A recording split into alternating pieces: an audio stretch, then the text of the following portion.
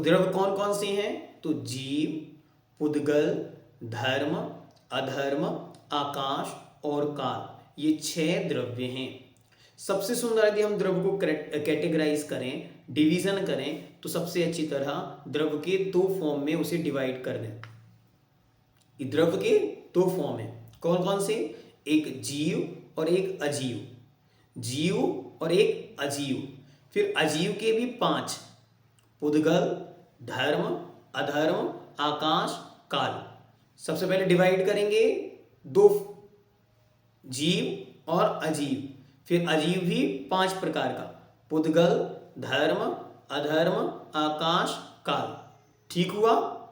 तो अब इन 5 और ये जीव, तो इस जीव और इसके अलावा ये 5 द्रव्य, ये टोटल मिलकर होते हैं 6 द्रव्य, जिन्हें हम बोलते हैं षट द्रव्य।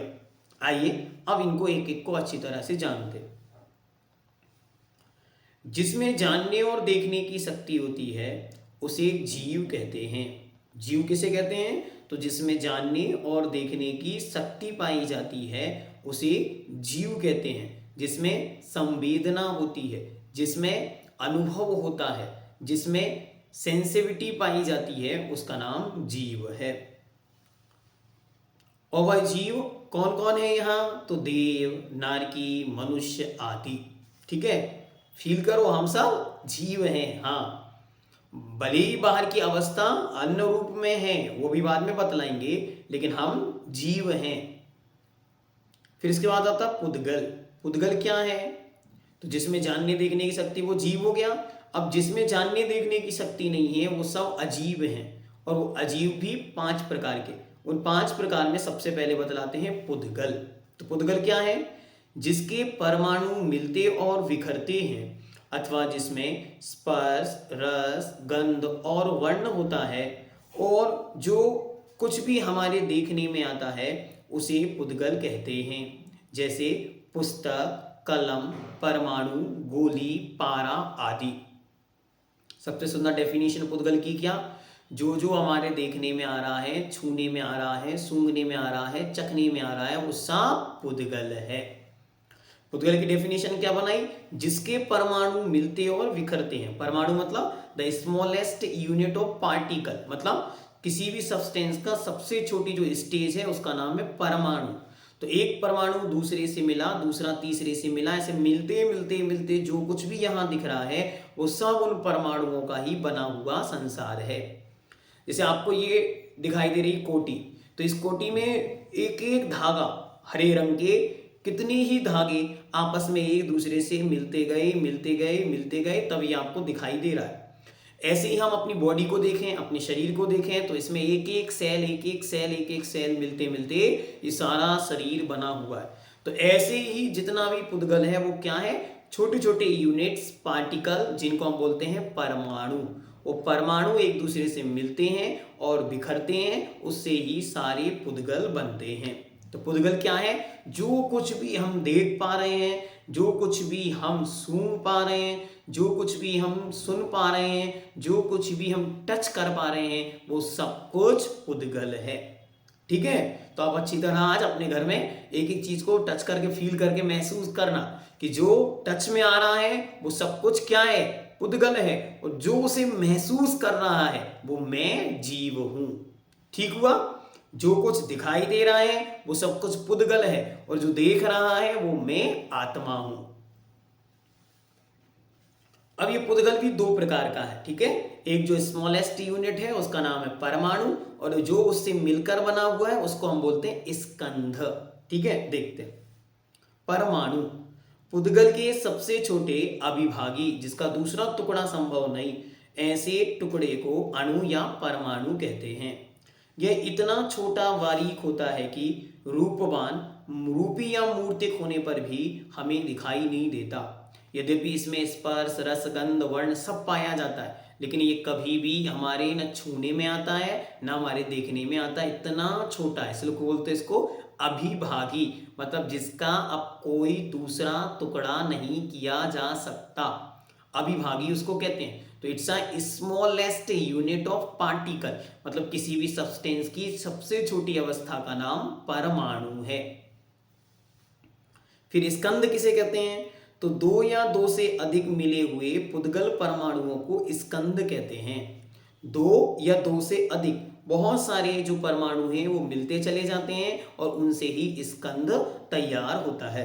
जैसे गोलियां, चूर्ण, चटनी, दीवाल आदि, ये सब क्या है? स्कंद हैं।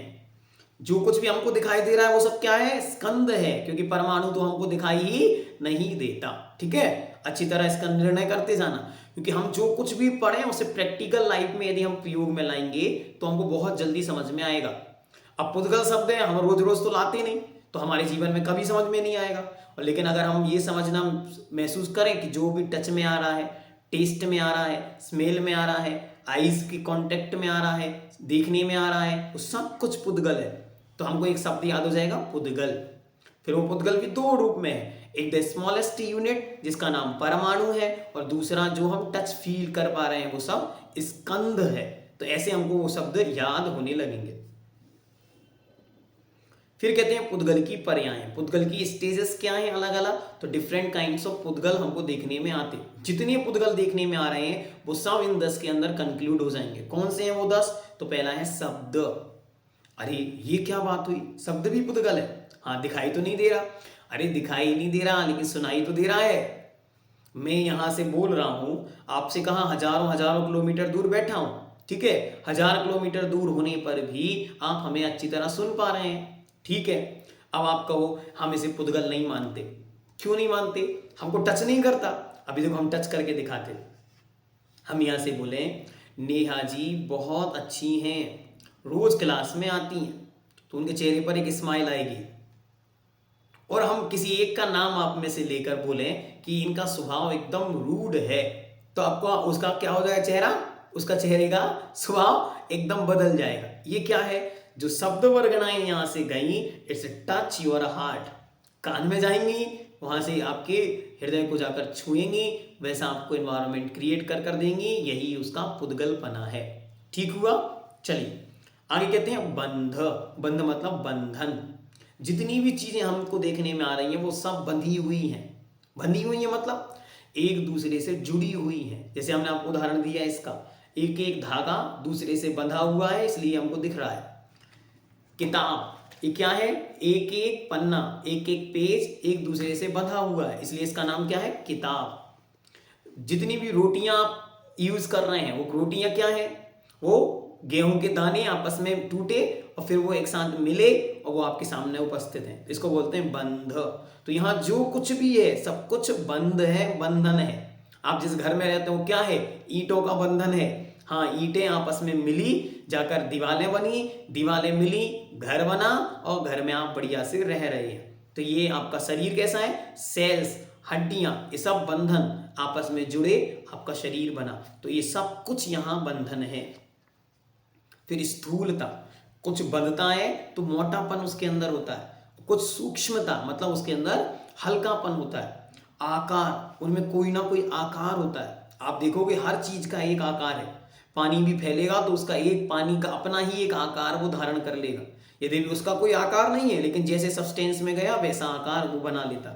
फिर हिस्सा, टुकड़ा, पार्ट, जो भी चीज टूटेगी वो अपना एक अलग पार्ट बनाएगी। जैसे रोटी है तो रोटी के आपने 4 टुकड़े किए तो उसमें से एक पार्ट है वो भी पुद्गल है। फिर अंधकार, अंधेरा, इसको तो विश्वास नहीं होता, ये कैसे पुद्गल होगा? अंधेरा भी पुद्गल है? नहीं हो रहा विश्वास? चलिए विश्वास कराते। देखो कुछ दिख रहा है?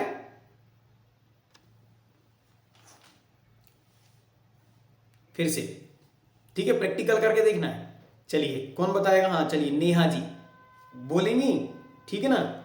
हाँ, माइक ओपन करिए,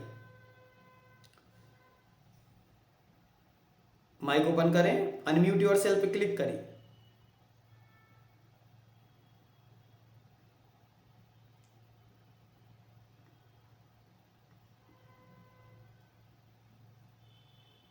चलिए नेमीचंद जी आप बोलेंगे?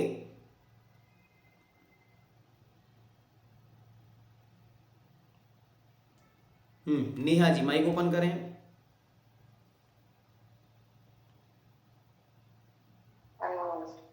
फिर से करिए, फिर से करिए जल्दी।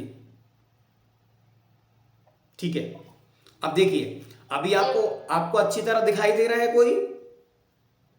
हाँ, अभी आप दिखाई दे रहे हो ठीक भैया है, जी। अब एकदम से हम लाइट बंद करते हैं तो सब कुछ एकदम ऑफ हो जाएगा। अब मैंने यहां पर ये बंद किया तो क्या दिख रहा है आपको? अब कुछ नहीं दिख रहा भैया तो जी। ये क्या है?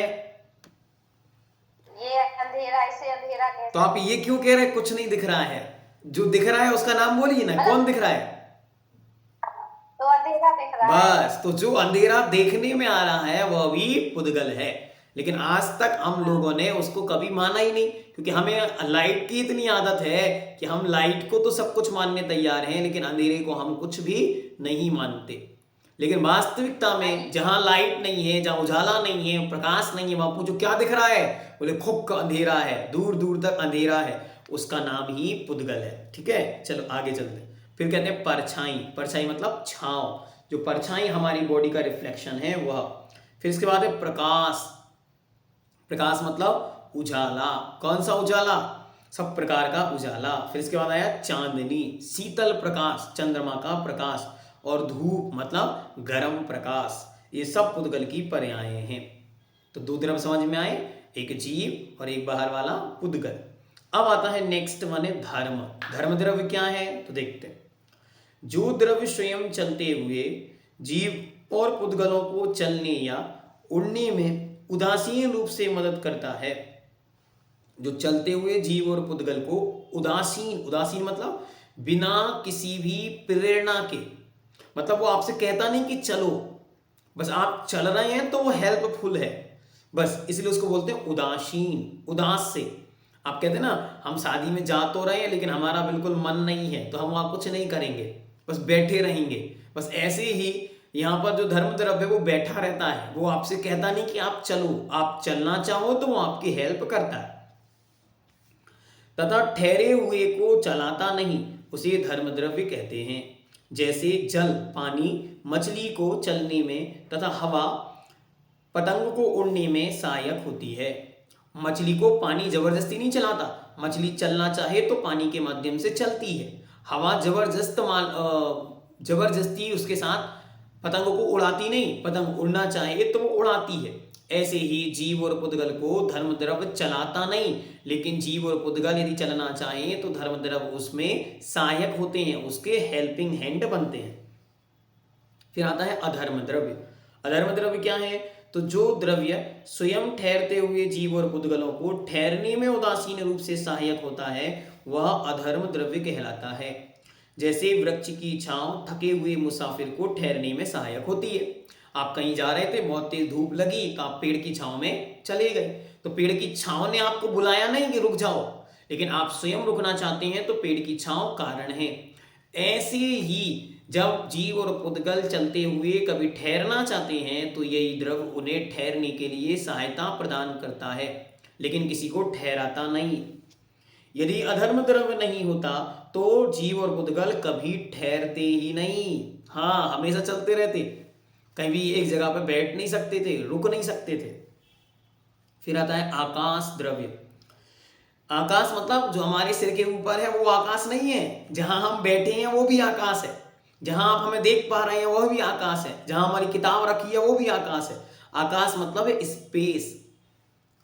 जो द्रव्य समस्त द्रव्यों को ठहरने के लिए स्थान देता है उसे आकाश द्रव्य कहते हैं।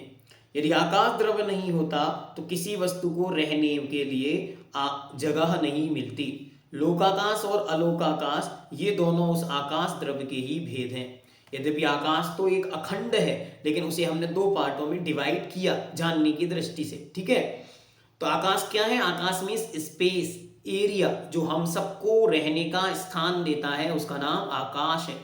अभी तक हम आकाश को किसको मानते हैं? जो हमारे सिर के ऊपर आसमान है, लेकिन वह नहीं, जहां हम बैठे हैं वह भी आकाश है।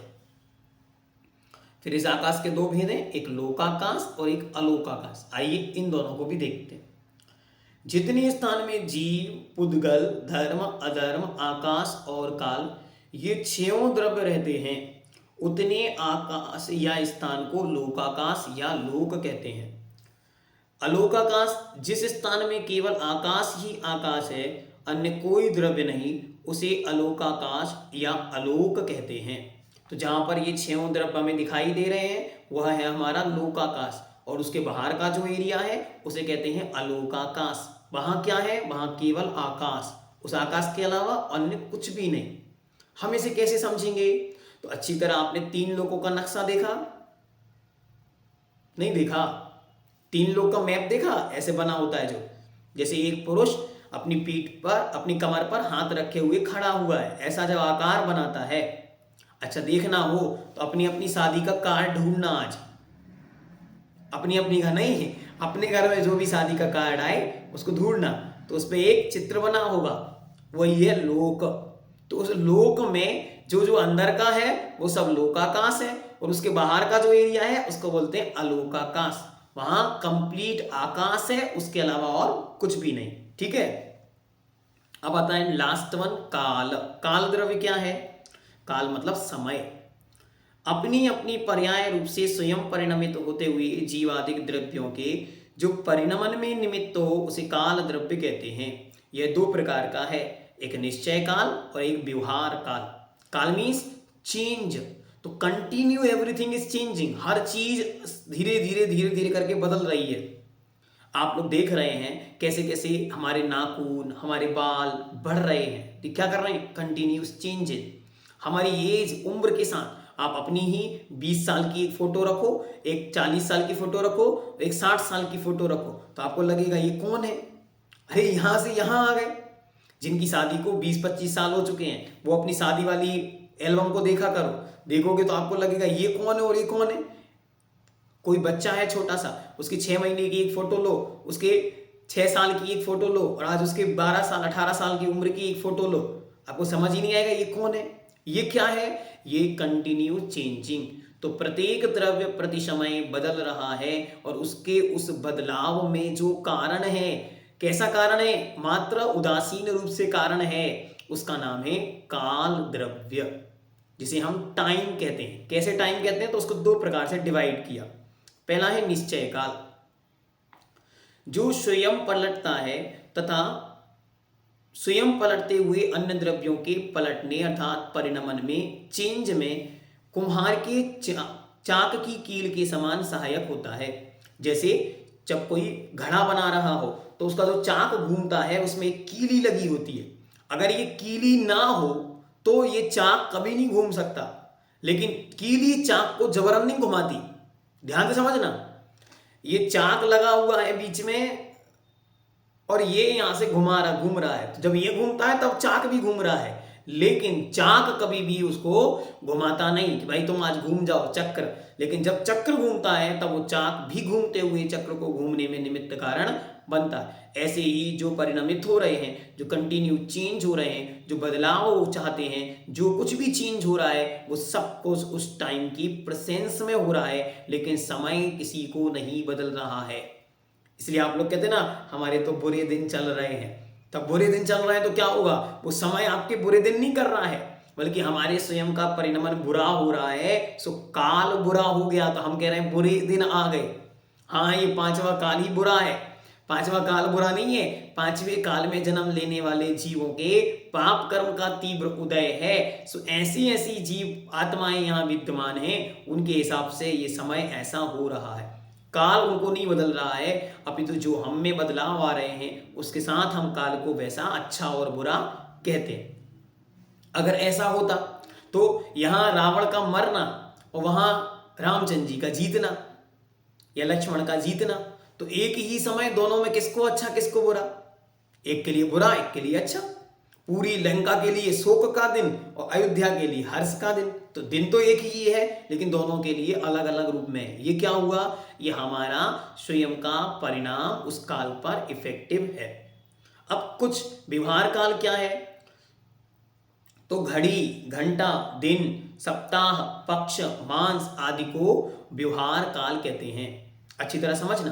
देखो, व्यवहार काल और निश्चय काल में अंतर क्या है, ये दोनों को हम कैसे समझें? तो एक बच्चे ने जन्म लिया, उसके दादा दादी मानो उससे दूर रहते थे, 6 महीने के बाद दादा दादी उससे मिलने गए और देखकर कहते हैं, अरे ये तो बड़ा अच्छा है, बड़ा हष्ट-पुष्ट है। तो उसके पिताजी कहते हैं, अरे 6 महीने में हष्ट-पुष्ट हो गया, एकदम दुबला पतला था। तो जब जन्म लिया था उस दिन से और आज, तो क्या आज ही एकदम मोटा हो गया? क्या आज ही एकदम अच्छा दिखने लगा? नहीं, कंटिन्यू चेंजिंग, हर एक समय उसमें परिणमन चल रहा है, हर एक रात उसमें चेंज हो रहा है। लेकिन उसके दादा दादी ने उस एक एक समय को नहीं देखा, इसलिए वे एक एक समय को नहीं बता सकते कि क्या परिणमन हुआ। तो उन्होंने क्या बोल दिया, 6 महीने में इतना अंतर आया। तो उसे क्या देखा, जो 6 महीने हमने देखे उसका नाम व्यवहार काल है, और जो कंटिन्यू ऑन चेंजिंग, हर दिन जो कुछ बदलाव आ रहा था, उसका नाम निश्चय काल है। हमारे बाल, हमारे नाखून, ये सब इसके उदाहरण हैं। हम नाखून यहाँ से काट लिए और आज बड़ा सुंदर नाखून दिख रहा है, ठीक है, एकदम प्लेन।